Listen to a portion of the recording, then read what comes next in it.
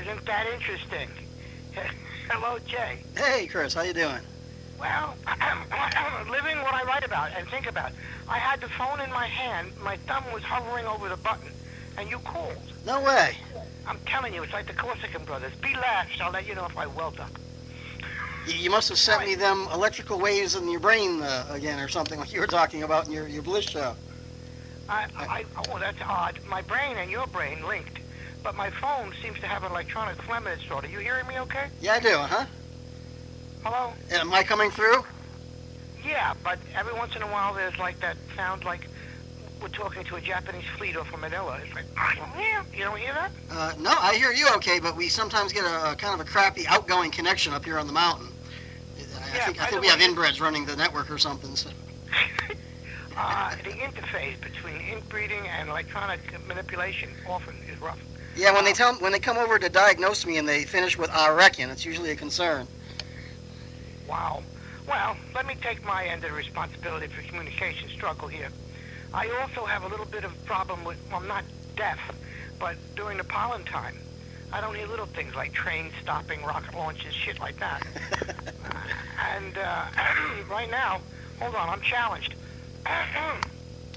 Maybe from keeping my mouth wedged open on and off for the last 5.5 months of this fucking ordeal. That sounds awful. I ache every time I read you talking about that. Yeah, well, right now, this is a very futuristic cyborg position. I have the first time something been put in my body, which is this, what the hell they call it, a partial. I didn't have the money on hand for the $30,000 that it would cost to put in implants everywhere.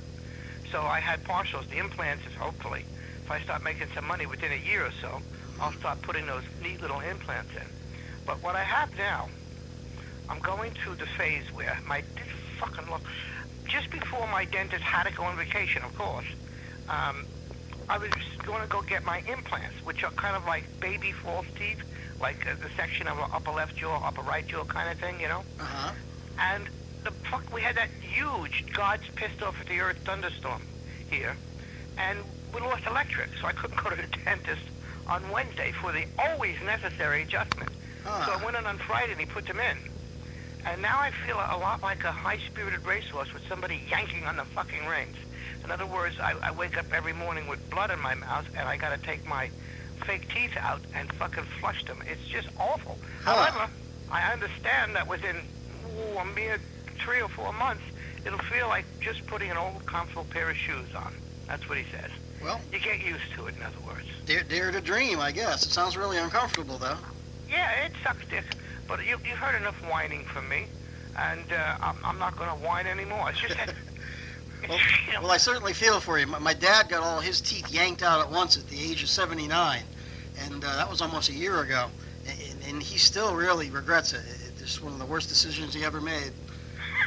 Jesus Christ, I didn't mean to laugh, but it was a decision? He decided, fuck it. His teeth were breaking up, and he was having trouble chewing, and he just decided, I'm just going to have them all yanked out and get dentures.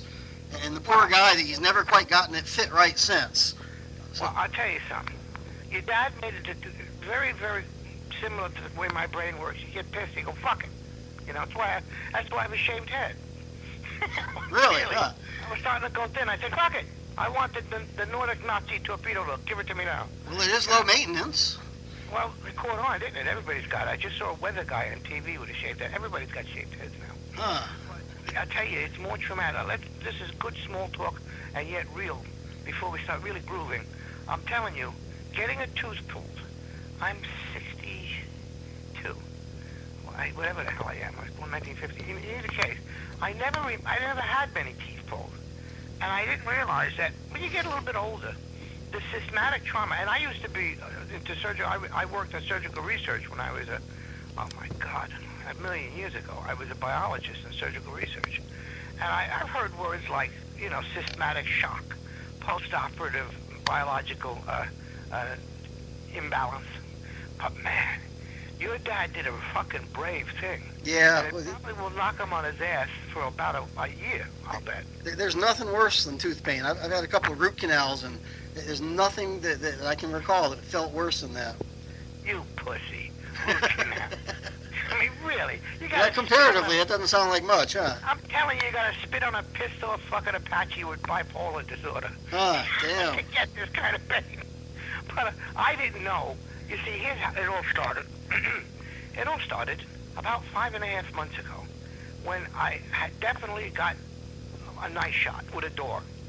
And I didn't realize my teeth were good for so long, although turning the color of a Peruvian miner from like 1820 to this color, so I knew that it weren't good. The front ones I whitened, but I got hit with a door, and instead of one tooth, what you would call a wisdom tooth, because my jaw moved radically to the left, and it broke that tooth. Well, when they took that tooth out, they noticed that it had a wire on it, which was hooked up to the 4 teeth in front, so the whole thing torqued. It turned and twisted. So I lost in one day, well, not only did I have 21 stitches inside the mouth, but I lost I lost 4 teeth. And then 2 weeks later, the teeth that compensate for it on the other side, I bit into it. What a healthy thing to injure yourself with. An innocent, organic papaya, dry papaya strip. Kind of like beef jerky for hippies, you know? And it broke another tooth. I said, what the fuck? And then one on top broke, and I realized, the guy said, your jaw's been traumatized, you're old, you've got cracks in your teeth, which is natural, but now they've all been jolted. So I lost 9 fucking teeth. Jeez. You had a whole lifetime's worth of bad dental luck all at one time. Yeah, and right now, since I got back from the radio, I did a radio gig for 2 years up in Albany, which was terrific as far as a radio gig. It had its drawbacks, but I got out of New York, and when I got back to New York, the club scene was completely corporatized and weird, and about 40% of the clubs I do and theaters had closed. It was the beginning of the economic decline felt on an everyday level. And of course, fringe area economics, which would be a guy like me, quasi-famous, doing mostly working on my reputation, got hurt. So at that time, the gigs started getting less, and I'm really phasing. The gigs started getting less and less. I could ill afford this kind of shit, and I look in a mirror, and I see blood running around one of my, I don't know the Latin root, one of my fucking Bugs Bunny teeth, the 2 in the front, the 2 big ones on top. The left one was cracked. So when that came out, I can't describe it, man. Look, I don't know you, but obviously I know you. This has been a rather seismic shifting, traumatic, I would say 16 months. Because everything kind of like happened at once. I lost my whole family. My last living member passed away, all right? And I got a feeling of loss. Cut out of the world by my demented father. Loss. Then all of a sudden my teeth start falling out. Now I'm not making this up. When my teeth are falling, I get very depressed. It was a great overwhelming feeling of loss. The tiles in my bathroom around the top started falling off the wall. Immediately I thought, I'm being cursed. And it has something to do with loss. And I just, every psychological thing resonates with other psychological things that have nothing to do with it. The tooth loss has nothing to do with grief, trauma, loss, being yanked. I had no place to work. Having my way of living fall apart, loss. I was 80, Megan added it up. It's almost 90% of the tri-state clubs, and a couple I used to fly down south to do, closed.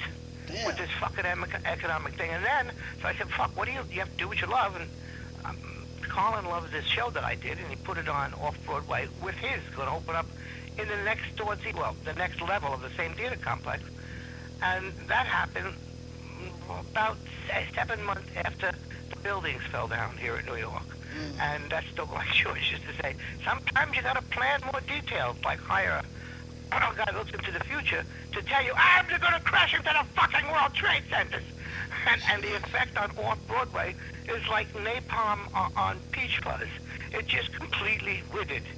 So all of that shit went down. I said, and before he passed away, I had promised him, he said, you got to write another show. Fuck Homebox, do what you said, you were right. I always told him, I said, look, I know you fell in love with the script. Everybody falls in love with the script. And he puts me in his theater. I said, but this script is a transcript. All my stuff was born by ad-libbing and we've woven together loosely so that life could be in it. The life of me performing, the performance you like when I'm cooking and become positively possessed by whatever forces. They are stripped away from something that's hard-line script, like a Broadway show, like a one-man show a guy memorized by rote, as opposed to a bunch of concepts applied to Gestalt memory, where there is a natural, organic flow from one to the other. And you cover all the stuff, but you have room for ad-libbing and new shit. That's what keeps it alive. He said, do that. So a guy here in New York who saw me at the Carlin performances, there were only two. The theater closed, and so did the two other theaters on the same block. It was a rather awful thing here after 9/11, the theatrical impact being the least. And I got into this theater, and this guy said, I saw it.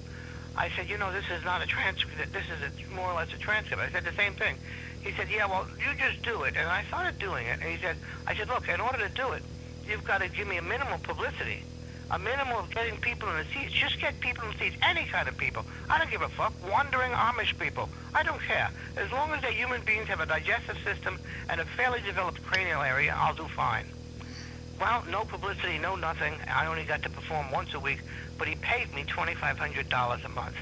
Now, that's not a lot of money, but it's enough money with my old lady's money and my old gig money that was left after what happened. I was able to get by. And I was in that place making the escalation to saying, fuck you, I wrote 5 versions of the script. And I realized, this guy, and then I heard him talking, and he said, oh, is this guy Russian genius?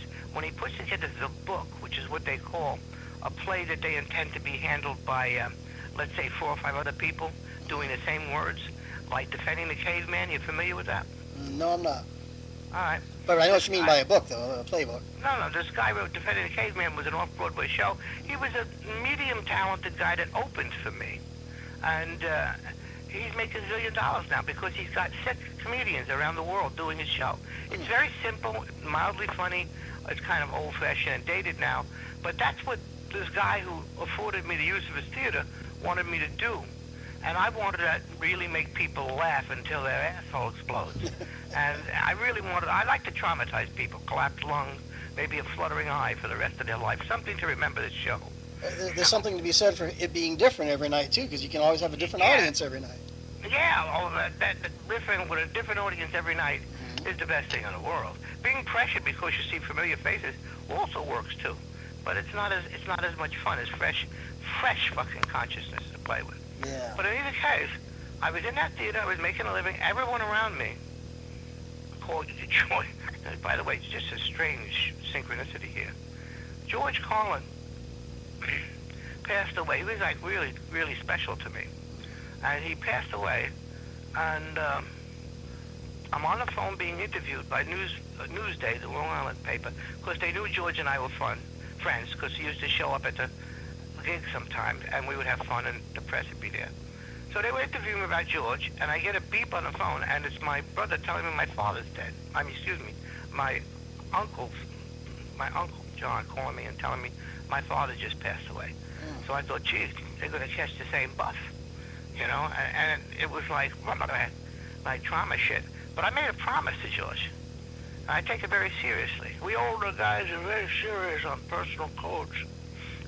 And I promised him I would do. He said, you got to do this, man. You got to do another version of the show. It's too good. It's too important. And the time is right. I said, I'll do it. No matter what, I'll do it. So that's what I was developing. And listen to this, because this made television.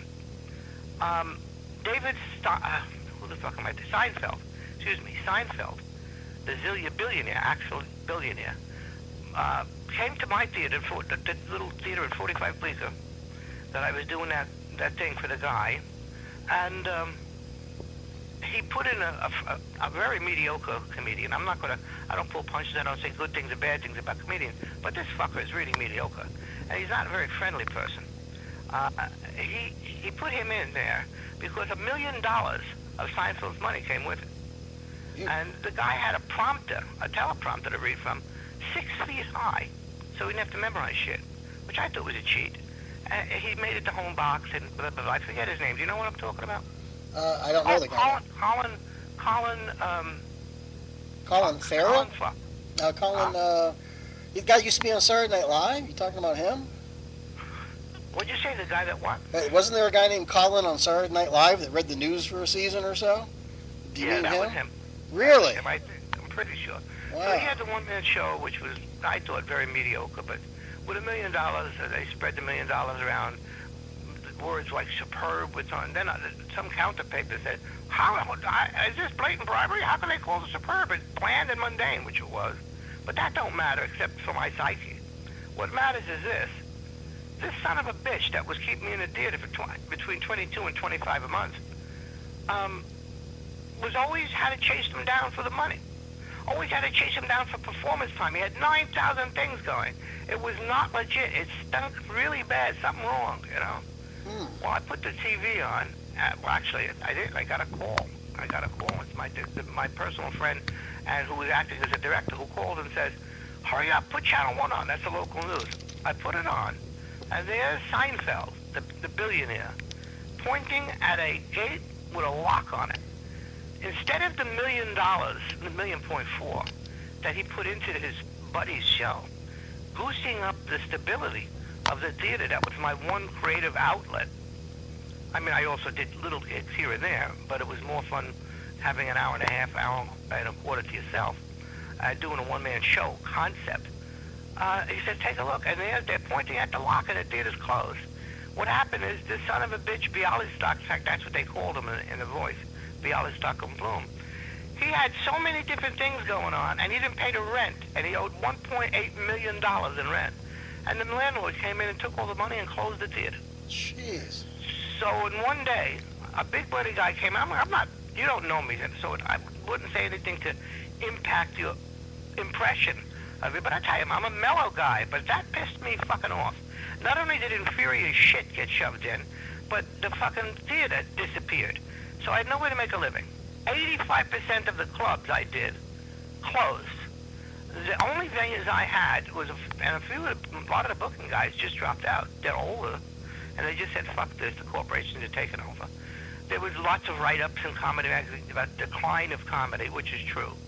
All of the L.A. comics with 20 minutes and thinking how hot shit came in.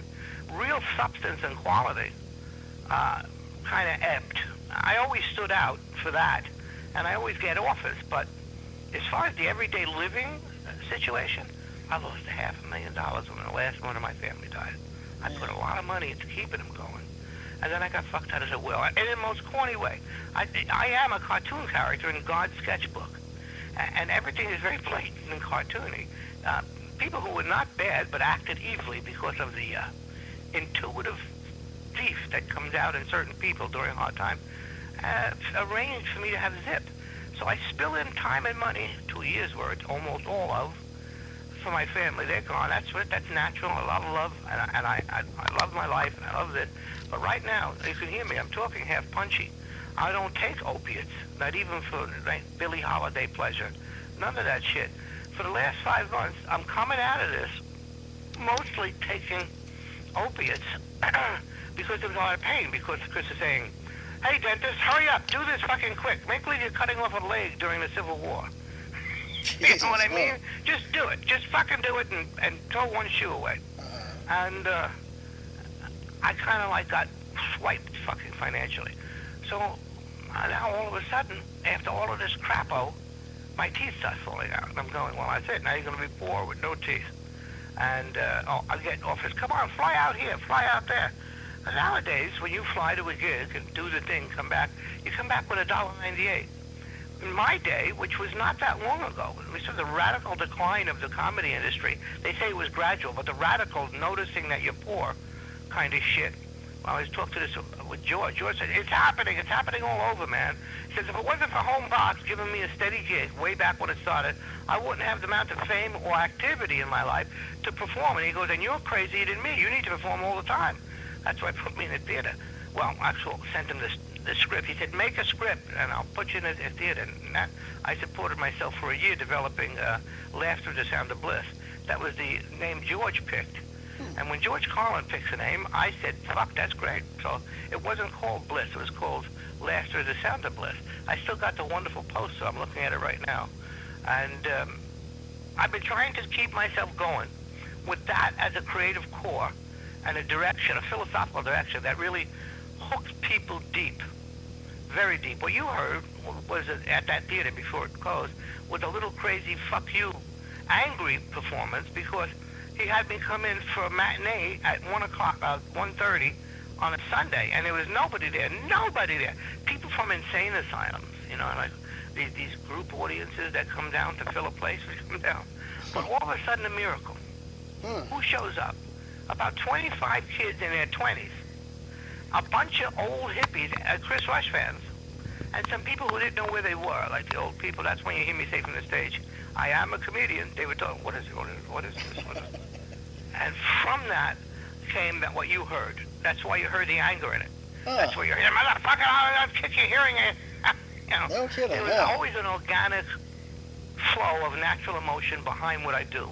That's what makes me really fucking funny. And fuck ego, I really am. I like to cause physical pain in people if I can, but only in the most loving way. So right now, I'm just coming on. And I say just, my last bike I did was last night at about 6 o'clock. I had to take it. He said, look, I'm giving you another prescription. I said, I can't do these bikes, man. It builds a dam in your ass. You can't shit without the use of medium-level explosives. And you're going to have pain because you're wearing a piece of fake shit over more or less open wounds. They have like 2 layers of sustaneous tissue under them, but that's it. And he was right. So I'm just still coming out of this wagoo, figuring out what the hell I want to do. Yeah, it's hard to move ahead until you're past it all, I imagine. What? It's hard to even plan ahead, I would guess, until you're all past that. Bingo. You've put your finger right on the seminal center of it. Plans become ludicrous because all of a sudden you're like hobbled. And I mean fucking hobbled, man. I had no idea what having 2 teeth at a time taken out, let alone the one that came by the door cracked. And I didn't know that, the jawbone joining it in physics-wise gives energy to all of the bottom teeth.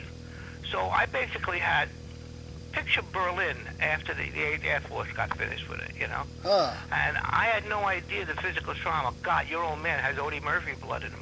Well, it's more than your mouth, though. Those nerves go all the way through your body. A rotten tooth can kill you. A rotten tooth can give you a heart attack. Hence the stupidity that I pulled that really cracked me up.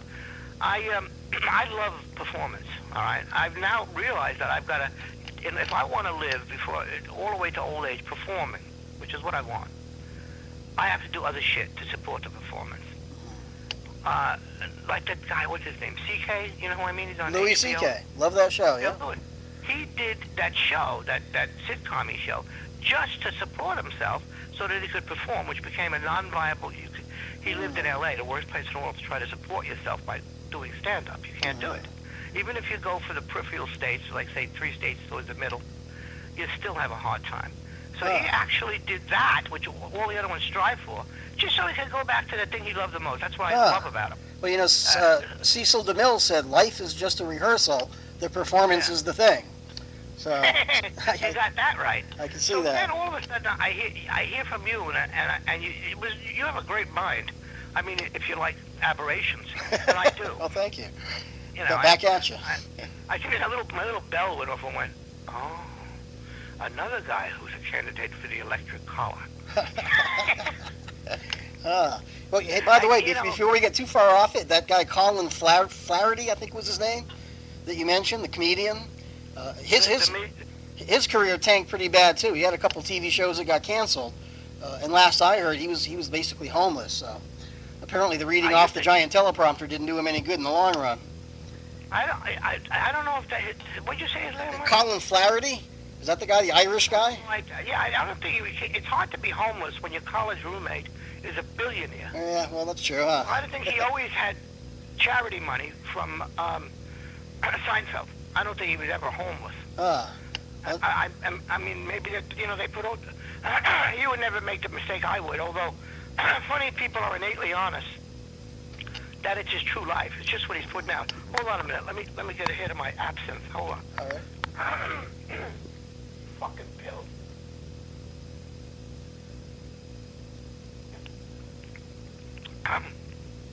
When you take artificial opioids instead of good old-fashioned opium from like Burma, opioids give you about 3 or 4 hours of scratchy throat when you wake up because it takes water out of tissue, you know. Huh. So that's what you're hearing now. If I sound like an old blues guy. I've never done drugs except for smoking pot, but you're giving me more reasons, like I need them, Well, me to too. not do drugs. It's just ridiculous. Hey, brother, you know, from your emails, which I studied, because I couldn't talk, and I didn't have the mental agility to even be regular Chris with you. I had no idea. You said about, you know, nerves through the whole body are impacted. Well, listen to this. This is after the first impact with the door, before I had the front teeth fall out. I get a call. Hey, man, you want to make a couple of grand? Sure. I said, what kind of gig, man? Is it neo-Nazis? I'll play to anybody but neo-Nazis, all right? He said, no, it's cool, man. You got a fan there, and it's a junior college in Jersey, and they have a big auditorium. I thought, great. So it was like, wow, it was a lot of people, like 1,200 people. And I have a tremendous gig. And standing ovation, wonderful. Fuck that. I floated on the laughter for 20 minutes of brand new ad-libbing, which was wonderful. That's the big kick for me. I come off stage and I feel a little odd, you know.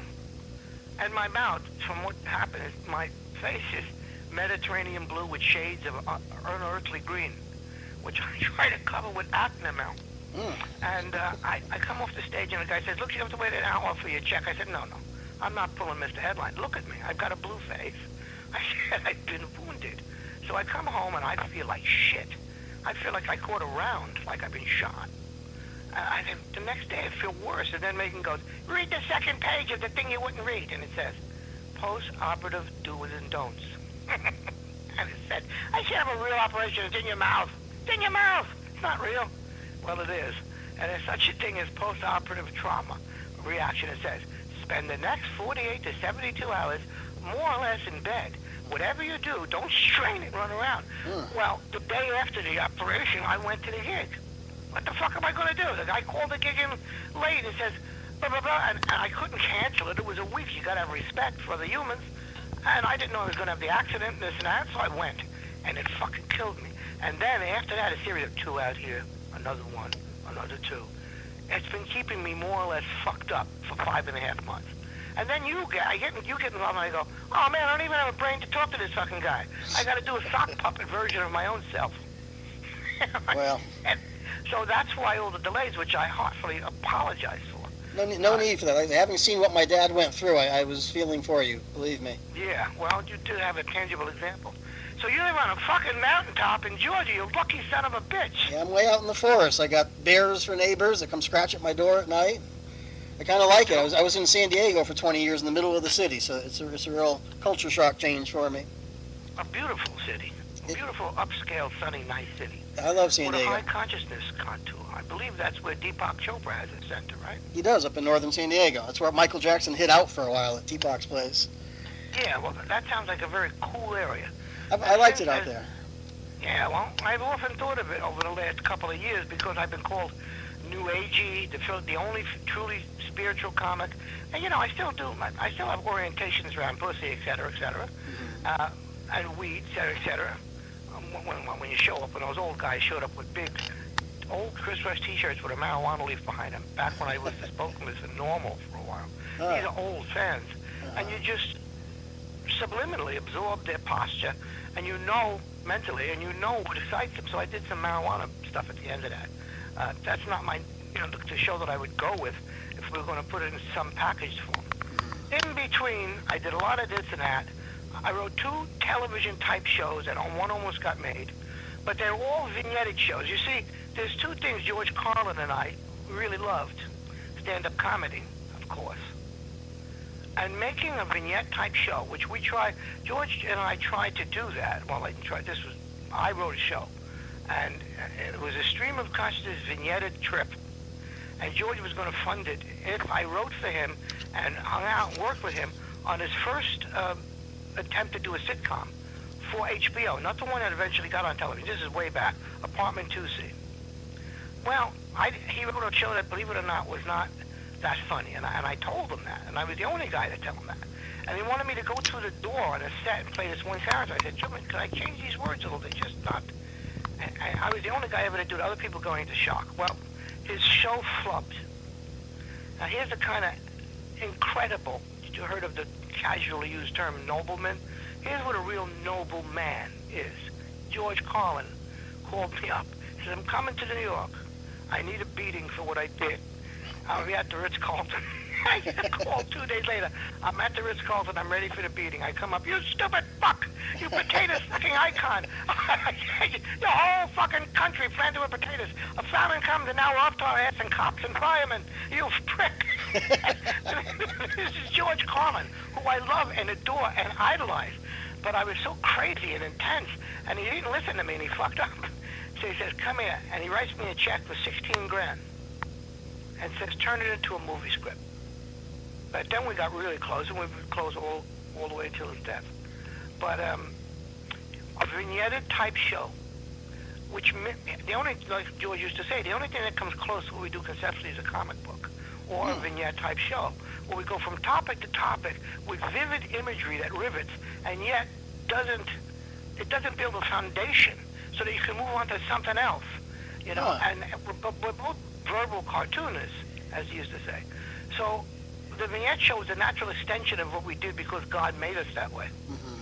You know, and we both knew that. So kind of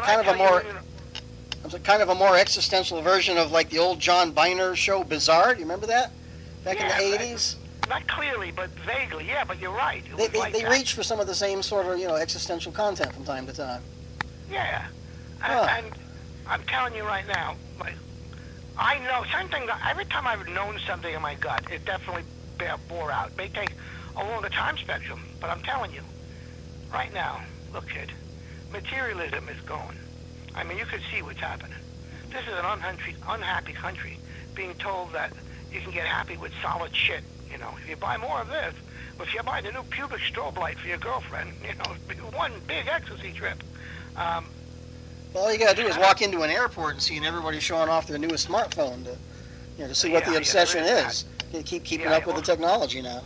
I'm hip. I often wonder why it's so prolific, but I don't wonder anymore. It's a sense of connectivity. Yeah, I was the only guy in the airport reading a book not long ago. Oh, that's really rare. Did he have an ear trumpet? I mean, I feel that archaic. The phone that I'm talking to you on right now still has a pulse button. I can turn it on. For the old click, click, click, click. It's from 1970 something. Oh, fuck, that's great, man. Because I don't get rid of nothing until it stops working. I'm not going to get rid of this phone until it stops working. Way back when, before I got into comedy, just before I got into comedy, I worked as a research biologist at Brooklyn Jewish Hospital. And the only computer involvement I had, but no one else used a computer back then, was when I found out what 4 years worth of college went out the window because they had a gas chromatography machine hooked up to a digital analog computer relay so that I would put it in and press a button and I would know it's in the monkey urine instantly. Yeah. And quantitatively and qualitatively. And I liked my computer. But when the other computers took off, you had to know how to do something to initiate yourself into it, which is type. And I have digital dyslexia. I cannot fucking type. I wrote part of the, I don't hate to mention it, the Tim Allen book, which is the ugliest, dumbest, fucked up book in the world. But Tim Allen, I didn't know him. I knew his manager, who was the bartender at the Eastside Comedy Club, who really kept a score and said, he actually kept a score over the years and said, you have more standing ovations than any two comics put together. I said, well, I'm weird, Rick. So Rick went there, made Tim Allen famous. Tim Allen fell in love with quantum physics and called me. First, Rick, his manager, Rick Messina, called me and said, hey, there's only two crazy fuckers in this business that are into, he was wrong, by the way, George is into quantum, that are into this quantum shit, which, by the way, if you read it, when I first got initiated, it's like doing a line of speed. You don't go to sleep. I mean, I just stayed up filling myself with fucking concepts. I just got so excited about the ideas and the implications of the nature of reality and what my part is in it, how we all play literally a constructive, creative part. And Tim Allen wanted to put it in his horrible book. And he asked me questions, and the questions were like very heavy shit, like he climbed a mountain on his knees. And I'm no guru. But I wrote him this letter, and then he says to me, I want to buy your letter and put it in the book. I said, I don't sell letters, man. He said, let me get back to you. And he gets back to me and goes, I want you to help me write the book. You're going to be working with the guy who is writing the book, which is my ghostwriter. He's a really nice guy. the ghostwriter guy. What the hell is his name? Renson, David Renson. And so Renson said, I don't know shit about this quantum shit. So for almost 10 months, I used to get a call. I want you to take love, put it in quantum terms, it makes it too mannish dumb. I want you to take heavy philosophical shit. And I did it. And then they flew me out there.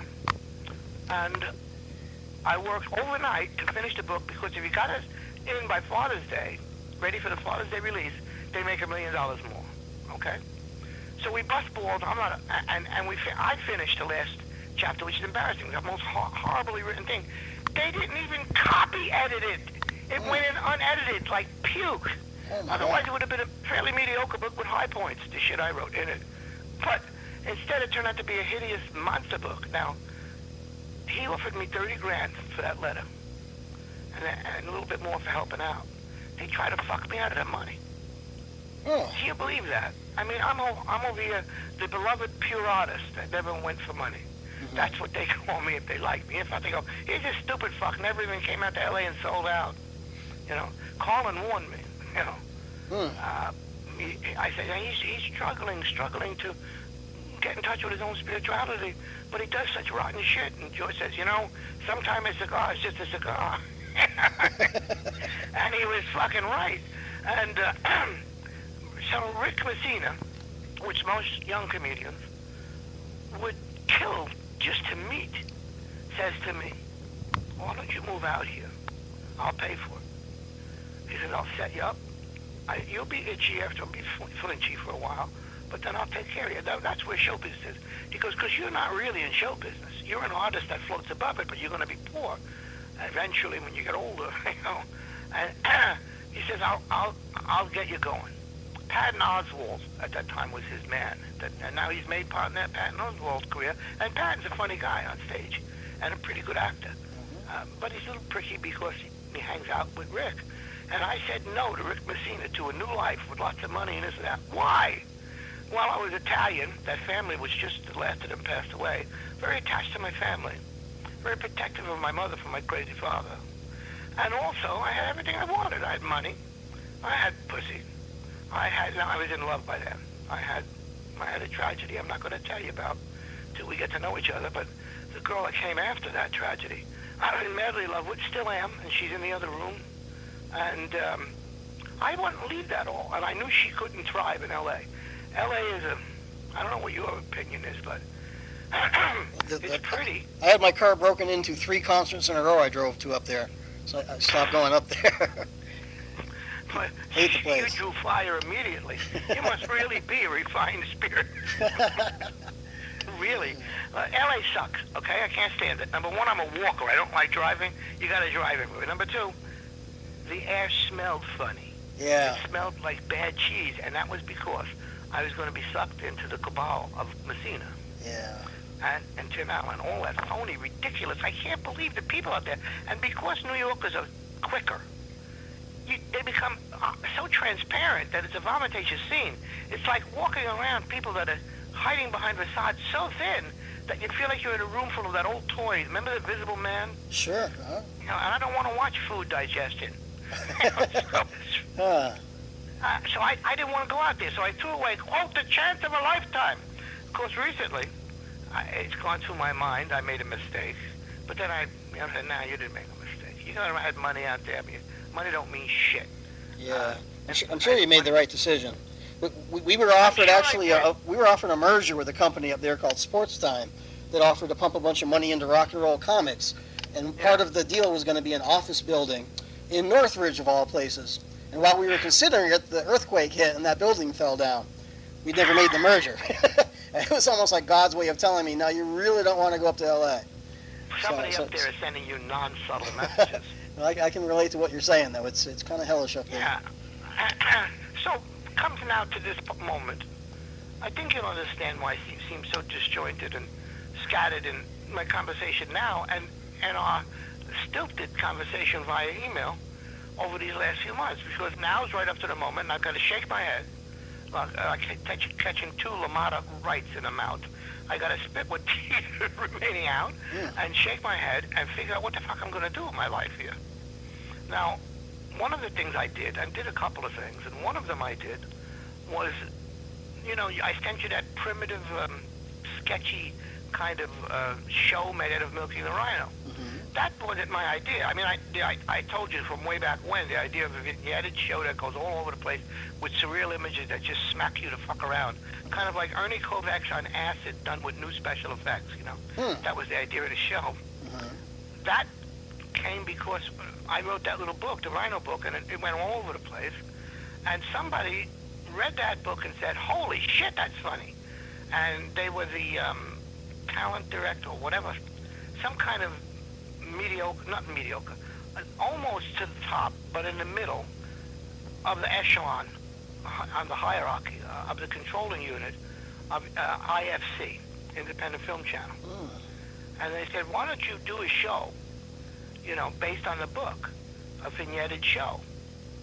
So I, in a very hard weekend, when I found out about, Jesus, all that money you thought you were going to get for taking care of your family, you're fucked. That was a rough weekend. I get a call, and a guy says, this dude wants to make a show. So, I'm just like you, Jay. I don't know you, but I know you.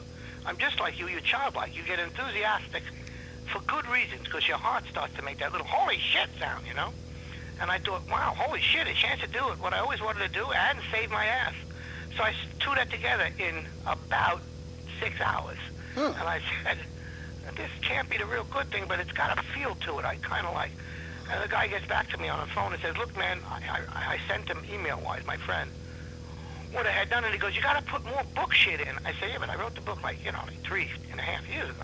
He says, put some more book shit in. There was plenty of time for new shit. So I went back and I put in the roaches, the evolution of the roaches, and some other stuff.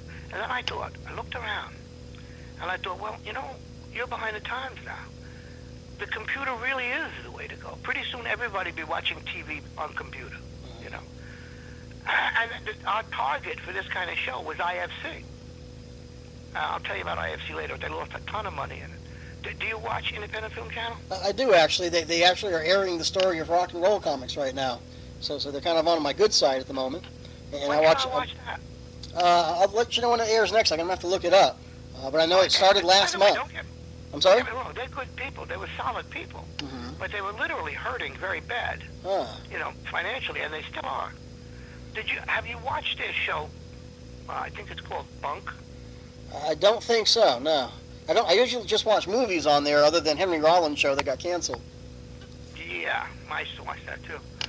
Bunk is their new comedy offering. And they have another one. They're both pretty bad. I'm not seeing it. I like Portlandia. Portlandia was kind of strange and good. I've heard it's good, but I haven't seen it. Yeah, it's pretty interesting. I think you'll like it. After your emails, I kind of know a lot about your sense of humor and other things. And I think you'll like it. It's just surreal, offbeat, and funny enough, and to say I'm not the normal shit, and it's kind of funny. I was waiting for them to do what I wanted to give them, which was a vignetted show held together by just holy shitness of what we're doing. And some personalities that would rise out of this small group of human performers. I'm thinking a lot of computer-generated shit on the cheap end. You can do shit on the cheap end now that normally would cost like prohibitive amounts of money. Sure. But now you can do it because of the wonderful explosion in computer-animated stuff and normal animated but edited by computer stuff, And me and George both like head comics. And I often thought, in fact, a couple of times when we just started getting disgusted about how to do this without going to L.A., and I thought, animation studios, why don't we animate it? And the guy said, well, you need a real good artist. And, immediately I'm thinking of imagine animating Robert Crumb, those kind of characters. Because it's hard to get a human, comedy is a very revealing element of the human psyche. In order for it to work, there has to be a real human identification if you're using dialogue-heavy comic animation. And I thought, about how could you do that? And I thought, I bet you with the computer shit, you could really fucking do it. I mean, make it touch people. That's a human kind of thing. And holy shit, we're flying mixed up together. So we started looking into animation, and then the shit hit the fan with my teeth and this and that and everything went blah. More theaters closed. More it's like locusts, came and they hit it. And the book industry, I had several book offers because of that little book. And they fell apart, and except they came across with counteroffers. You want to do an e-book? Is there any money to keep me alive? Well, not at the beginning, just a little. So I started playing around. But man, once your teeth fall out,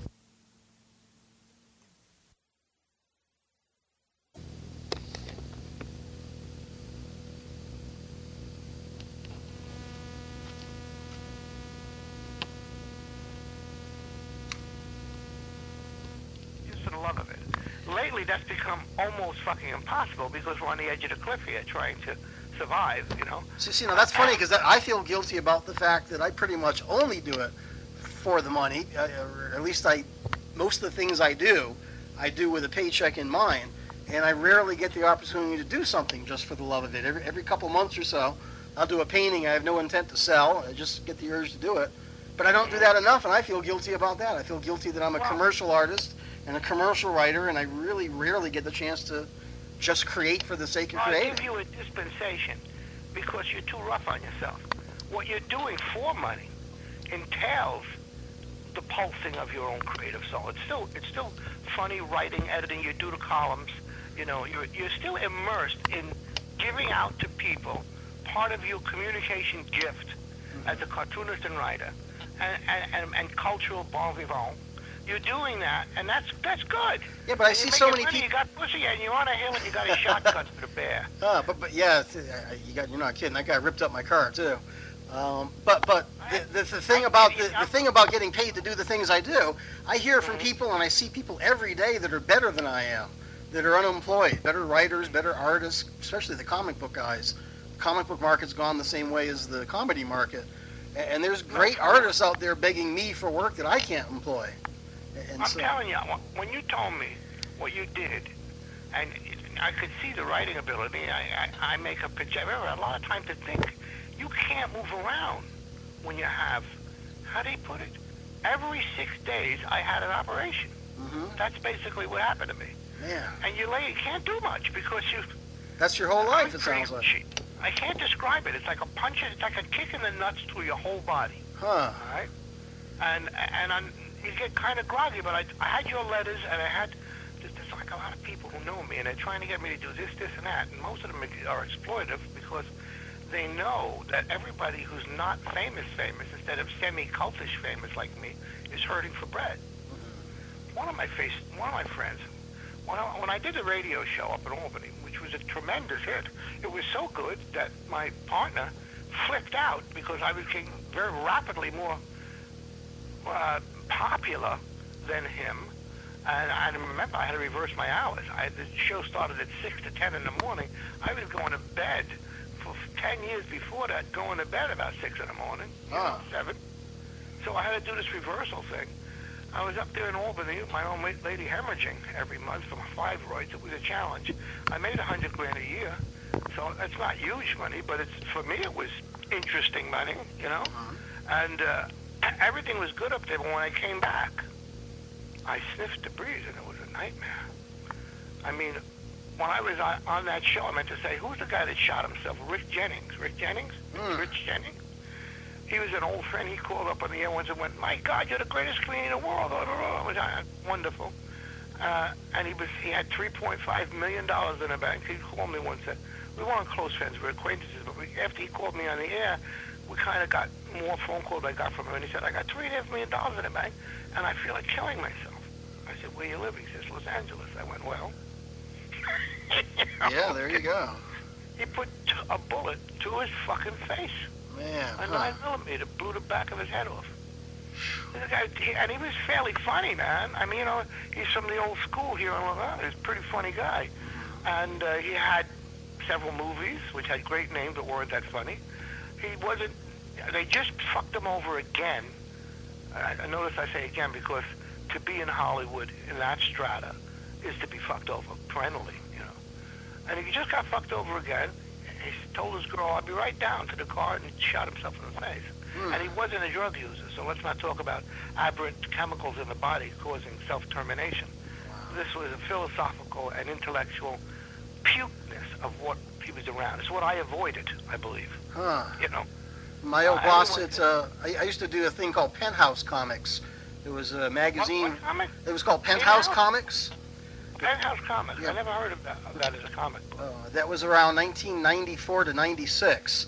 And Guccione was still alive then running it. Supposedly he was making lots of money. But my boss, George Karaganis, actually dived off of an office building out there when he found out that all the money they made went back into other crap, and that they were going to cancel Penthouse Comics because the magazine industry was dying. And the guy jumped off of a building. And my job ended the next day. They called me up and they said, well, there's no more Penthouse Comics. Jesus Christ. So, and I'm sure that was living in L.A. that did that. He was also a New Yorker. That until he moved to L.A., I don't think he would have ever had the inclination to do that, no matter what happened with his job. But when Penthouse Comics got yanked out from under him, less than 24 hours later, he was on the sidewalk. So, that'll do it to you out there. It's pretty rough. It's rough, but it's always been rough for what you are, because no matter what, you tell yourself. As an outside observer with some real sensitive, good insight into people, I do have that. You're an artist, man. Well, thank you. It's always been rough. Fucking read your history books.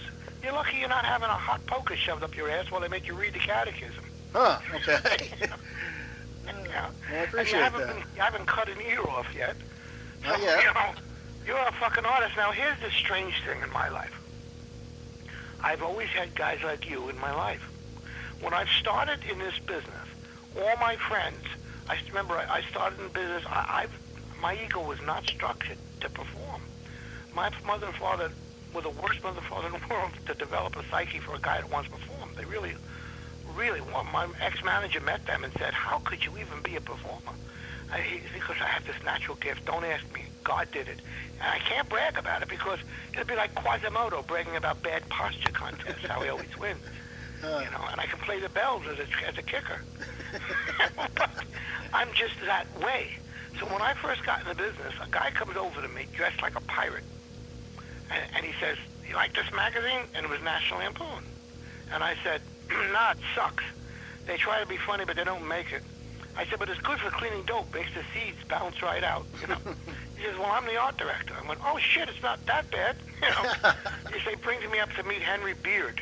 And he goes, you're a funny guy. And I like to make everybody laugh immediately. I couldn't stop it. I was manic. If a person showed true, and by the way, the sharper a person's personality, sense of humor is, the more I go, and it's not me. It's this thing that comes through the lens formed by the interaction between this other funny guy and me. My brain turns on. So I had everybody in that fucking Harvard kind of oriented, uptight office rolling on the floor, and Henry Beard says to me, write an article. I write an article, and he rejects it. And I said, how could you reject this? It's got 2 laughs on every line. He goes, that's it. It's got 2 laughs on every line. You got to do literary timing. You got to, be more niggardly with your laughter and parcel it out. Well, I wrote Confessions of an Insurance Man.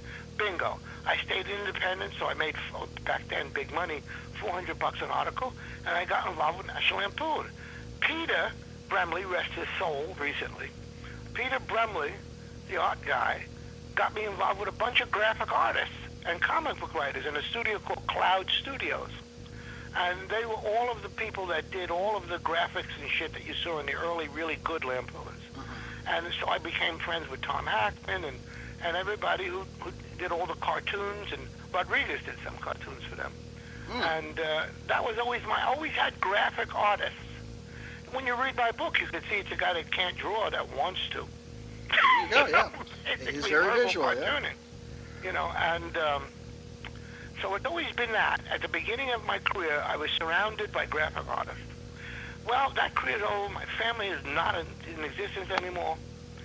I am starting over. Be an optimist. Well, those first albums, the first album of yours probably sold because of a lot of the underground art that was in National Lampoon. All the original ads for First Rush were underground comics. That's right. That's absolutely right. I often wondered why someone didn't get a hold of the underground comic and do a kind of an animated graphic novel, but really funny. As I'm playing with subtleties in my mind, maybe the kind of where you can make people laugh to the point where they're almost dead. And they also can delve into topics like the nature of reality in a soft way. And people are tintillated by that. Most people who walk around hypnotized is true. But right beneath the hypnotized surface is an active mind, even among the slower ones, that is in love with the basic force of life. Oh, wowness. Awe. Without that, you might as well be dead. If you can't go, holy shit, wow, about your own existence and the world we're in, you're dead. You might as well be dead. Einstein said that in better words. But, if you lose a touch of the nature of life, which is raw wowness, you're dead. So I figured you mix that in. So I started mixing it in. I had a tragedy. I'm not going to tell you about it now, but that tragedy kind of like destroys your ego completely, death involved. And I started thinking about the nature of life. And I found out, I always follow love. I say, what do you love? I say, well, I love reading all these fucking books about quantitative consciousness, et cetera, et cetera. I said, let me just work that into my stand-up act. Now, this is back when there was still, and I say back, which like was a long time ago. It wasn't that long ago. When there was, I could work whenever, more or less whenever I wanted. And what I would do is I would go to Chuckles or one of these other places, and I would do stand-up comedy, make them laugh, get into ad-libbing, and then I would throw in a thematic piece. A piece that fed a theme, because my idea was a one-man show eventually, because that's the new craze. And the theme was the nature of reality and how fucking far out it is and how much we create our own reality, how much we live in our own prisons and straitjackets because of belief systems, as you noted, both scientific and religious, which is supposedly adapted as the two cornerstones for the reality in our country and our Western world. Of course, we now know both that's bullshit. So, it was just fun. And I noticed that even audiences that have misspelled tattoos, and not what you'd call upper bell-shaped curve IQs, loved it. They fucking loved it. I never forget that. I did this mafia club in Jersey, and there were guys there with like the IQ of bread mold. And they would come up and go, hey, shut you, is that real? I said, yeah, they got books on that. And I got guys who can barely writing down, physics books and, David Darling, the Science of the Soul. And said, they're writing it down. And I'm going, if this fucking guy, Vinny, who has an obvious automatic line in his T-shirt, I said, if these guys are digging this shit, what would happen if I really got it out in the mix? Brighter people, and them too, but a real mainstream situation. And that's what George Carlin said to me. Write down a fucking script. And he flipped for the fucking script. And he showed it to all his friends in Hollywood, which are like 4 people. Because George didn't like Hollywood. He all his friends came from New York. One time he takes me out to eat in L.A. eating, and he goes, you want to see one of my 4 friends here? I said, yeah. He goes, look across the room. And it was Rod Steiger. Huh. Yeah, the pawnbroker, Rod Steiger, wearing a little Dutch boy hat. Wow. And he comes over, did you people get high in the car, or are you interested? I mean, my brain is falling out. Oh, wow. And I'm going, I said, you ever had 2? He goes, come on, kid. I'm from New York, and I'm living here. You think I could do that straight? Freaking Rod Steiger. Oh, man. See, George and I, we got involved. He saw that I was writing this thing for Tim Allen, and he called me up, and he kind of warned me. But what happened is we hadn't talked in almost a year, and we had doing a 2-hour phone call, which was, like George said, you could take this phone call and turn it into a special. We talked about philosophy, the nature of reality, and all the interactions that make a deeper reality than a straitjacket manipulated by the asshole ointment salesman kind of Madison Avenue shit we live in now. And it was epic. And then once a week we'd call and talk. And he said, you doing this shit on stage? I said, how's it going? He says. I said, it goes terrific. I said, I just got something that gave me a hard on. He says, what's that? I said, besides the laughter, I got a standing ovation over a non-funny point. And the girls had tears in their eyes. But you tickle people's brains, you make them feel smart. You make them feel smart as you. Yeah, well, they are. If they got the point, let's be honest. It's an obvious fact on the face of things. They're doing it. Mm-hmm. They're doing the same thing I'm throwing, they're catching, but on the same level. Mm-hmm. And all people are fucking like that, man. It may come out in cheesy versions, everything from UFOs to Bigfoot, but what they're trying to say is life's bigger than what they're telling us, and they're telling us this microcosm shit so they can control us, milk us, and eventually slaughter and eat our flesh. That's what the fuck it is. True. You know. And now before I called you, I got up late, of course. God damn. I skipped my pain pill, and I said I'm going to be sentient when I speak to this outstanding mind. So I put TV on to slowly wake my mind up, and there's Romney. I got to tell you, man, do you notice that everything is becoming like your drawings and you're like your books, that everything is over the top and corny? The bad guys do everything but have twirlable mustaches and whips, and the good guys, I mean, the way we're presented it, like Obama, I know that probably two heads of the same beast, but he's the handsomer head. He might have some conscience, you know. And I put it on, and I'm going, oh God, I missed the stage. I just want. And then I thought of you, and I said, remember what Jay said? Do something that didn't exist the night before. I said, well, I just got to write it down. But I mean, my old lady, she's wonderful. She said to me, "You're so hard on yourself. You're bleeding every fucking morning. You're worried about survival, and how are you supposed to just groove?" You know? Well, I've been lucky. There's been a little bit more money coming in. There's some interested people. I don't know what they're going to be like, but you said in one of your emails, this thing could be a comic or a television show. Why not both? Sure. You know? Yeah. So that's what the fuck I'm playing with. I want to back her, and I want to get into and how do you tell me about you? I've been dominating this like a speeding fool, which I probably am. Well, I've gotten a lot of background I wasn't aware of, so I appreciate it, actually. Tell me what you know about animation. I've never really been that involved with animation. I'm strictly a comic book guy, and I'm actually a Bigfoot comic book guy, which means, I do the goofiest, kind of low common denominator comics that sold well for us, and some of them are pretty creative and cool. But I've never really, everything I've done has been like biographical comics and commercial things. I'm not that involved with animation. I know a lot of animators, and I'm a big fan of animation. I have been ever since Fritz the Cat. But I got to tell you, I'm not really that plugged into the actual animation itself. I'm fascinated by programs that are online that can enable a 15-year-old kid on YouTube to animate his own music videos. Apparently it's that easy now, and that fascinates me, but I've not looked into the hardware of how to do that yet. Forget about you doing it yourself. You said the bingo phrase. You know animators. I do know a lot of animators. Huh? In your area? Mostly in San Diego. That's where all my career pretty much took place until a couple of years ago when I came out here. Excellent. San Diego, known for cutting edge shit. As far as, technically cutting edge shit. Well, Scott Shaw. So the guy that comes to mind first is Scott Shaw, who you might know.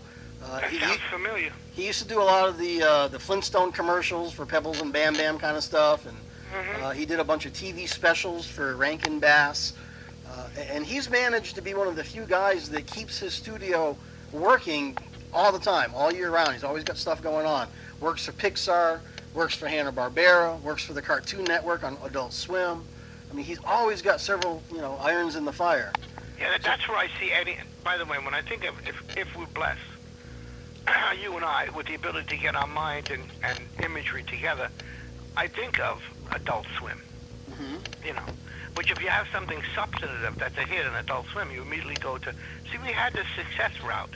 Me and my two buddies here, one who's an excellent voice guy, doing voiceovers and electronic and picking up voice recording. He did the recording of the performance that you heard on that little CD. And another guy I know, Alex, who's a photographer, who helped me do that twisted, strange Loki character that you saw. Ah, neat. Alrighty. Yeah. The Loki thing, I got calls from comedian friends going, you finally found your medium. You got to see, I am behind, but I've been studying up. People have got to be able to pick up their phone or their little whatever the fuck it is, iPad, and see Loki giving him a little 2-minute or 1.5-minute philosophical yet funny, sometimes filthy, little saying, because the face with the saying is captivating. I thought without the concept it loses of what he is, what Loki is, an interdimensional character, you can build a show around that, which is what the fuck I try to do. in that cab thing, you know. Mm-hmm. But I'm thinking about making money, and making money doing something I love. Now, eventually, I'll get a chance to do my one-man show. I'll be the oldest one-man show motherfucker going, but I will do it, and it'll be a hit. But to do that, I have to do what CK did. I have to come up with a TV hit. Now, if you do something on Adult Swim and it's a hit, you move on to the next secondary markets, which are. IFC has done one in there. By the way, they're wonderful people. They're really great people. I may soon have a lunch thing. Some guy's got a houseboat, and we tried to get it together last year, and things go kind of like fucked up in my life. And, I mean, really fucked up. That was right after the croaking stuff. This and that. And I never got a chance because they could only come out to my friend's houseboat on weekends. And they had 2 kids. I was trying to actually still make money. I was working on weekends, so that cut it down. But they're swell people, and they call me a lot. And that's what I call, just to make a designation for this conversation, a secondary media platform. Mm-hmm. A primary would be Homebox, okay? Mm-hmm. A secondary would be something like TNT. Who had this TK show on? Was that TNT? That was FX. That's right, FX. Mm-hmm. The ones that have... they got Willard. Yeah, I like Willard. They run them back to back, which is great. They're suited for each other. And they have practically no censorship, which is truly amazing to me. Mm-hmm. Late night, I saw them almost say fuck, but they did say shit, piss, and a few other things. Mm-hmm. They are also... I know Adam Ferrara, okay? Adam Ferrara worked with Dennis Leary in 2 series. And Dennis Leary has a production company. And they could do... And he also, as you know, has an ongoing happy and fruitful relationship with FX, with the Fireman Show and this and that. So there's one of the targets that if I had a package to show them, forget this rambling crap you're listening to now. I'm a fairly lucid and funny fucking guy doing a pointed and lush presentation of something that I'm in love with. That's the key phrase. I gotta love it. If I have something that we or I've done that has love in it from everybody involved, I will sell that motherfucker. And it will be good enough because I've waited and suffered enough. I've been, what's that word Don Juan used to use? I've had forbearance, and I've waited a long time. And now I'm ready to do the thing. And the platform I see is just what I've described to you, possibly starting at the base level, Adult Swim. But quickly, that would be kind of like an active demo, quickly going to FX, or maybe skipping Adult Swim. But I have to have something to show the motherfucker, all right? And here's an odd thing for you. My good friend, who I've described as a sound guy and this and that, he went to, I'm trying to think of the name. Hold on, excuse me. I wrote it down. I'm looking. I wrote it down because I had no idea that Leary had this kind of classic WASP background. Well, I can't find it. Anyway, this guy, Bill Keats, went to school with Dennis Leary. And he described his personality to me and this and that. And he said, you know, Leary used to get high in his dorm room. He was the big jock, had all the pussy. He was a hockey player. And he had a cult around him, you know, a clique. And he said, and he used to get high and listen to your album over and over. that doesn't surprise me. So I said, well, it can't be all bad. There you go. I wouldn't let him watch my pet. But, you know, he's probably twisted in a happy way. And Adam, I was Adam's mentor and got him into business. See? So Adam has great affection for me and respect, and ditto. And he's watched me live in various stages of declining poverty. And he is a guy that I would call and say, hey, take a look at this. Got a great sense of humor. He's a good kid. He's a good actor. You know, if you've seen him, here's when you last saw him. If you watch the History Channel, and they have that show about cars going fast, what the fuck is the name of it? Do you know what I'm talking about? I don't. Top Gear. All right, there's a show called Top Gear. Oh, Top Gear, okay. All right, well, he's the dark-haired one who drives really fast. He comes from Long Island. He's part of the cabal there. And when he first says to me, Mr. Rush, could you kind of like give me an idea about my act? That's how we first met. and then we performed many times together. And he used to drive me to gigs. You know, it's back in the 80s when people had a lot of respect for stand-up comedy. Here's how much respect. I'm with Adam. He's driving. And we're late for a gig. We can't find the fucking place. We're in the town, and we can't find the fucking place. Adam does the most illegal thing you can do while driving. He makes a U-turn over a divider. You know? And we turn. We can't finish the turn because there's a car in our way, a cop car. Oh, my God. And the door's open, and a sergeant gets out. Now, anybody else would say, stop the film there. In the next scene, you're going to see berating, possibly an arrest. Instead, I roll down the window and go, we're comedians. We're late for a show. It's going to terminate the show. Where is my mind? And the guy goes, oh, all right. You make a left, you make a right. And then I see him out the back window as we zoom ahead of him, and he has a look on his face like, what the fuck did I do? And he yells out, you better be fucking funny. You know, that's what people, you know, had an affection and respect for stand-up comedy, man. Huh. Well, enough of my talking. So here you are, up on a hill in Georgia, fucking eating like a happy creature, thinking, and the thing, the leap I have to make, self-starting writing, just because of the love of feeding a concept with your skill. That's wonderful. Well, feeding me anyways. Is why I do it most of the time. Yeah, but you do something creative every fucking day. That's not all for the job, is it? I'm glad that that's what I do. Any other job is not attractive to me. I have not had a regular job since 1977, when I was a dishwasher at Howard Johnson's. So this has been my life, my whole adult life. I do this. Me too. My whole adult life has been making people laugh and say, "Oh wow." And I'm trying to think of the last. Oh, wow. I worked as a research biologist at Brooklyn Jewish Hospital. And I ate all the chemicals and fucked all the nurses. And that was way back in my MASH days. But basically, this is it. And now I've ripened.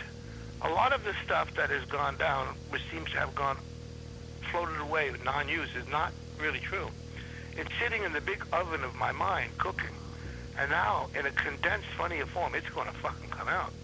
I really like the concept of comics. It won't work in certain ways, but it works better in other ways. It's very subtle. And it is really a platform to other things, too. The only thing that keeps Marvel and DC in business is licensing their comics. Nobody's making money making comics. And even we don't make a lot of money making comics, but we license out reprint rights and DVD collections and graphic novel collections and rights to websites. It's the periphery things that end up building some momentum. Yeah, no shit. Marvel was bankrupt 3 years ago. They actually had to buy in with Disney in order to keep the comic book line in business. And then Iron Man came out, and now everybody's flush with cash again. And the money doesn't go up in small increments. It leaps. Iron Man, Spider-Man. I mean, the comic, gee, Stan Lee must be walking around with a golden heart on, you know? Had he not quit and sued Marvel, he would have been. Yeah, he died, didn't he? No, he's still alive, but he quit Marvel right before all that happened and filed a lawsuit. And as a result, didn't get any of the money from any of those movies. Oh, that's not fair. That's just not fucking fair. Yeah, there's a lot of people battling for him to try to get some of that money that's due him. He came to a Cloud Studio party way back 1,000,000 years ago, and I met him. He seemed a very nice cat. Yeah, I like him a lot, too. I did his bio comic book, in fact. So what do we do? Well, what I'm going to do is try to figure out how I can give some reality to this vignetted, that's the term I invented, but I found out it's actually used, this vignetted type flowing show. And see if I can get it on something like FX. But I have to have something to get behind and show Leary, wherever Leary is. Leary is the guy I would be aiming at. My sky hooks, I have 2 sky hooks. But sky hooks are long shots, but one of them is a zillionaire, super, mega superstar, who I met in the oddest way. 1,000,000 years ago, I never hung out in L.A. I hated it, but you had to do some of it. So I went out to L.A., and I'm on stage, and I got a cook going, a real cook. One guy throws himself on the floor and hits his head, and he's bleeding, and he's still laughing. I'm going nuts because I'm causing damage, and I'm enjoying it. And I'm just, I don't know what I said. By the way, that you can do. If Chris Ross does a good set, he don't remember what the fuck he said, okay? Huh. I did 3 memorable start-off pieces, and the rest I was flying on their energy. It was them, not me. They were a wonderful audience. And then afterwards, a guy comes on stage, and he kills me. He's dressed like a San Francisco mime with a striped shirt and tight black pants with suspenders. And he's wonderful because he does ad-libs, not only of concepts, but he acts them out in tiny little characterizations, one after the other, and he's killing me. So I'm leaving the place, and I got a hand on my shoulder, and it's that guy. And he says to me, "You're terrific." I said, "No, you're terrific." He goes, "Can we buy you a sandwich?" We go to a deli, and we couldn't stop ad-libbing. I adapted his form, he adapted mine. Put it this way, no one could eat. They were spitting their food out, gagging, people who were overhearing. So the guy just said, "No, all right, no more food." And they put all the tables down, and it was me and Robin Williams. And Wow. me and Robin Williams did an hour in the deli that was magnificent. Wow. And on the way out, he said, "You going to go home to New York?" I said, "Yeah." He goes, "Oh, man, no. We got to be friends. You got to come out here." I said, "I'm not interested in sitcoms. Everybody wants to go to sitcom route." He says, "No sitcom interests you?" I said, "Well, I'm not an actor. You're a natural actor." I said, "I'm not."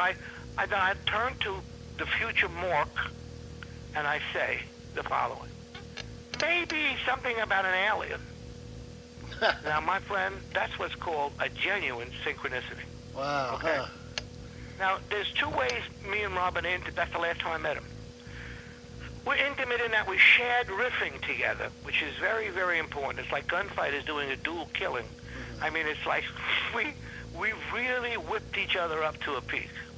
He wanted me to move out there. If I was smart, I would have, but I didn't want a sitcom. Wasn't interested in that. But he remembers that. I'm sure he remembers that.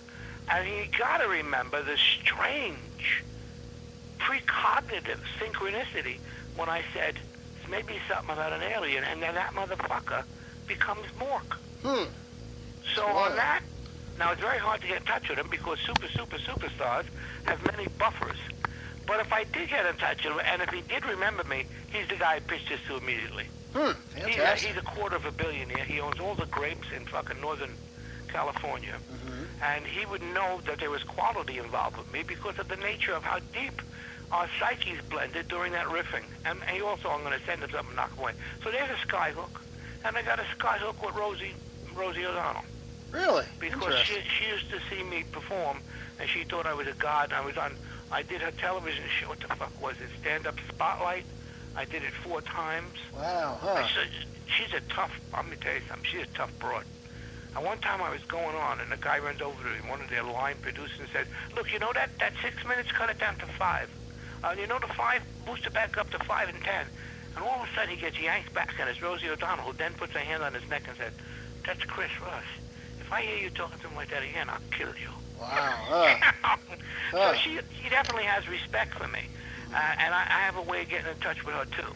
Good deal. So those are skyhooks. I don't get this stuff only if somebody gives me a raving hard-on that is done as a demonstration piece, whether it be a visual or a script.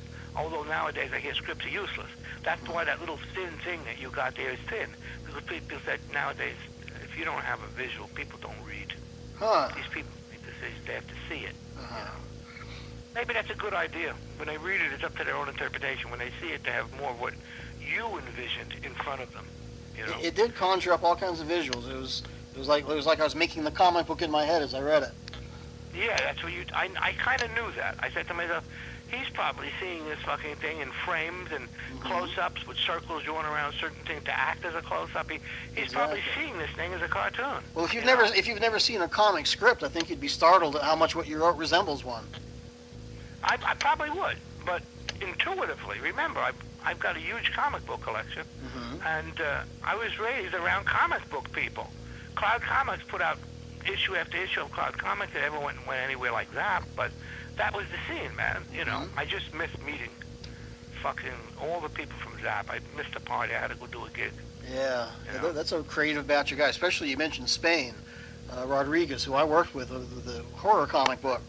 That guy is amazing. He can do everything from historical recreations to bubblehead crumb type stuff. You know, Yeah, I know. There's nothing he can't do. If he thinks of it, he can draw it, which just So stuns let me ask you something. Let me ask you flat out.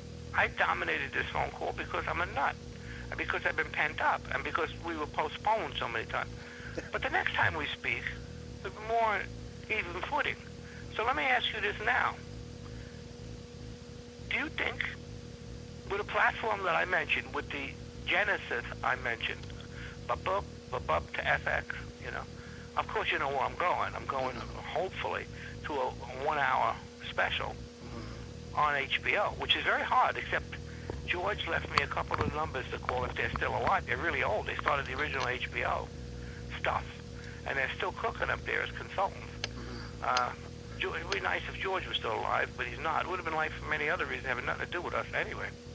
But in either case, do you think that that's a viable scenario, to put all crazy kind of visual and conceptual shit together in a kind of, like I said, I love that description because it really is truthful, even for those young whippersnapper assholes who don't remember Ernie Kovacs, a kind of holy shit kind of show that changes. It's like tripping. My whole idea is to act like a drug, to make people laugh and have an expanded view of themselves and see. I've always been an absurdist. For them to see the absurdity that we're surrounded with up to our noses right now in a surreal visual way, flowing smoothly one to the other. Of course, there'll always be some asshole in L.A. going, it's got to have a boy and a girl we like.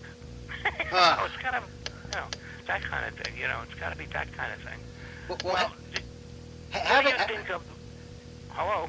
Go ahead, Hello? Hello? Wow. Still there? You came back loud. Yeah, you first dissolved in a cloud of static, and then you came back real loud. It crackled a little. That was odd. I think we just had a thunder strike nearby here. Oh, boy. Well, you're on a mountaintop, so... Yeah, that happens about every other day. Hate to, see you on some special about weird ways to die. Well, anyways, having seen what does get on the air nowadays, something like we mentioned Wilfred and Louie, that are pretty offbeat and make your brain stretch a bit, I think it's not only viable, but it seems like a likelihood that if you had the right launching platform and you talk to the right people, it seems perfectly reasonable that could move on. You just made my day. But I should say that I envision my part in it fairly compact, though. My part in that would be kind of, I wouldn't say it begins and ends with a comic book, but that's the main thing that I'm qualified for. It's the main thing I'm interested in, and so I would be just a component in that stage of it. I'm not sure that I'd be able to ride the rocket all the way through with you, but I would be honored and thrilled to be at least part of the visualization of this thing and putting it in, into something that's published, something that's out there that people can hold. That is the fucking rocket all the way through. Okay, well, yeah, it's at least the first one. It's the Gemini as opposed to the Apollo that you're aspiring to. Just imagine a guy disgusted watching the news to show something, and he mumbles this, he mumbles that. Then he picks up a comic book, and he opens it, and it starts moving, and the show starts. There you go. I would love to see something like that happening. That's awesome. Yeah, well, that's what I like to do. That's what the fuck I want to do, Jay. I want to live on a mountaintop in Georgia, too. Do you live in a place where the bears literally wander freely? Yeah, I live so far out in the woods that I wasn't kidding when I said a bear every night comes and tries to scratch at my door. I'm not sure what it is I've been cooking in here. A Georgia black bear? He's a fairly good-sized bear. My dog no longer likes to go further than just the very front yard because he smells that thing or he sees it sitting across the yard and he gets upset. So, yeah, I'm way out in the woods. I got deers, I got ducks, I got so much wildlife here. It's like a zoo almost. I love that. I absolutely love that. Except for the bear. The bear bothers me because I'm a Sicilian, and anything that can kill me easily, I get worried. Yeah, he does scare me. I've told people that he chased me, but really what happens is I see him and I run, and he just sits there and looks at me like, "What are you doing?" But I tell. He don't want to fuck with you. You don't look edible. You look dangerous. Yeah, but he does scare me. So. Well, you do have a weapon, right? I have 7 rooms and 2 guns in each one. So yeah. I'm not joking. Because I live out in the woods, I'm scared. I worry about people breaking in. I worry about the bear. I worry about. Well, if I ever visit you on top of that mountain, put me in the automatic room. I've had some. It's very funny. Georgia's where I got my training with weapons. Really? I didn't know he was a gun fan. Huh? I was doing a gig at. I don't even remember the name of the club. And then I did the Punchline, which is all over the South, right? I think the mothership started in Atlanta. And a guy comes over to me, and he looks like fucking Rambo, all right, but a lot uglier. And he says to me, "You like guns?" I said, "I love them. I'm from New York. We can't shoot them, but we rub them on ourselves." He says to me, "Well, my uncle owns a range. How'd you like to get together with some good old boys and do some shooting?" I said, "Just name the day." He goes, "Tomorrow." I said, "Well, the show's, it was a Saturday. The show Saturday's 3 shows, so, you know." He said, "Well, get up early." I said, "I don't get up that early." So I got up at 1 o'clock and shot, and we became friends. To make a long story short, after 4 gigs, I got to know these guys. And I didn't know, I mean, I heard the term mercenary, but I didn't know we had large companies like Triple Canopy, you know, and a couple other ones, Dark Eagle. These guys were mercenaries. They were all, now some of them were police officers, but most of them were elite soldiers. I had, you know, like Green Beret. One guy was a guy that taught me how to shoot a Thompson submachine gun without worrying about the muzzle rise. And I fired everything. I fired fucking everything, except now that they didn't have Glocks back then, and I didn't shoot a Glock, but I fell in love with that shit. Then there were 2 brothers that owned 3 comedy clubs out of Columbus, Georgia, and they flew me around the state of Georgia from gig to gig. They were crazy motherfuckers. And we went in the woods there, and I shot a Colt Combat Commander until the barrel got so hot I burned my leg. Wow. So I didn't like shooting because I don't get a chance to shoot much, you know? Yeah. So Georgia and me go together, gun. That's what comes Georgia and me, gun. And pussy. Well, I normally don't shoot at anything alive. I don't even shoot at trees and stuff. But the one thing... Go ahead. I don't like the shooting at live things, too. And it's funny you should say the tree, because when I did that Augusta shooting with those boys, I had to shoot at a tree. Really? But I went over to make sure the tree wasn't doing well. Yeah. It wasn't, but it was going to die. Well, we're on the same mindset then. I really love target shooting, but I hate shooting anything that's alive. With one exception.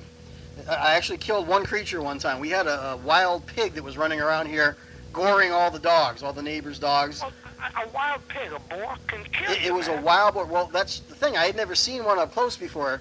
The animal control guy came out. We walked through the woods for like 4 hours, didn't find the thing. Right after he got in his truck and drove off, I went back up to my front porch, and there was the pig standing on my porch. Motherfucker. I had the gun.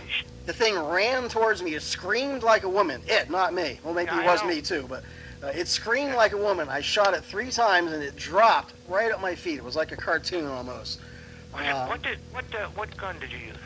I think that was the Magnum. I've got a big old one of those dirty hairy 357 Magnums. It's the remake. Pistol? That's what I had. But the thing is, I wanted the tusk of this thing so bad. You got nerves of steel, man. You know, because that thing's coming at you with tusks. I was about as scared as I've ever been, but I really wanted, even though I'd never killed anything before, I wanted a tusk for a souvenir. My mistake was I called the animal control guy and told him, hey, the pig was on my porch. I just killed it. Come and get it. I'm going to keep the tusk for myself. He told me if I did that, he'd arrest me. It's illegal to do that. You're allowed to kill those things, but you're not allowed to cut anything off of them. And he came and he took the pig, and I didn't get the tusk. I would have never called the motherfucker. I'd have cut his head off. I wish I hadn't. Somebody cooked it, because I got an offer to eat. Huh. I got an offer to eat a wild boar the guy said he shot on his lawn. Uh-huh. On his lawn! And he had little kids. He said, I shot him, I couldn't believe it was on my lawn. He shot him with a .223. Wow, they're fearless though. They're not scared of anything. And I'm not a big ham fan, so I wouldn't have wanted to eat it. But I still, even though I don't like killing anything, I still, every time I think about that, I ache, wishing I had that tusk. You killed it, you eat it. That's the rule. Huh? In my family, if you kill something, you fucking eat it. My father caught me kill a sparrow with a BB gun. Mm-hmm.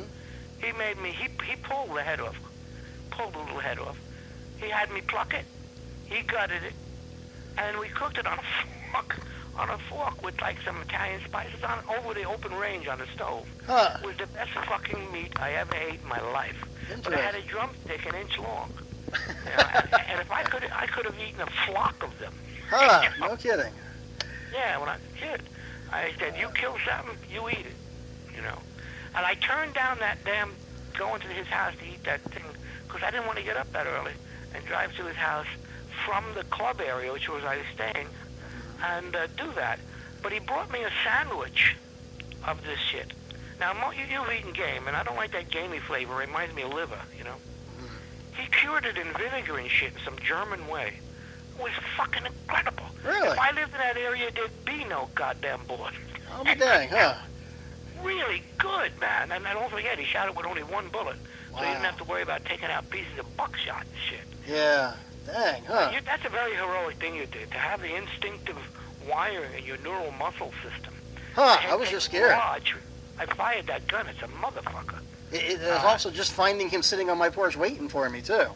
Yeah, that was enough inspiration. Right? Like, he knew we were looking for him. He was like, right, you look at me, you want a piece of me? Exactly. You want a piece of me? Well, the hindquarters with some cherries on it would be nice.